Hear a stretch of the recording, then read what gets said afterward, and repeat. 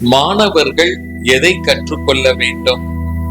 மாணவர்கள் முதலில் மற்றவர்களை, பெற்றோர்களை, ஆசிரியர்களை, பெரியவர்களை மதிக்க கற்றுக்கொள்ள வேண்டும். ஏனென்றால் அந்த பணிதல், அந்த மதிப்பு கொடுக்கின்ற ஒரு கீழ்ப்படிதல், இந்த ரெண்டுமே அவங்கள பெரிய மனிதர்களாக உருவாக்கிடும். ஏன்னா அவர்களை நீங்க கூர்ந்து கவனிச்சீங்கன்னா அவர்கள் எப்பொழுதும் நல்ல விஷயங்களை தேடுபவர்களாக இப்போது இருப்பதில்லை. அவர்கள் சமுதாயத்தில் எது எது எல்லாம் பாதிப்பானதோ, எது எது எல்லாம் இந்த சமுதாயத்தை சீரழிக்கின்றதோ அதில் நோக்கம் போகின்றது. இதை உடனடியாக பெற்றோர்கள், ஆசிரியர்கள் தடுத்தே ஆக வேண்டும்.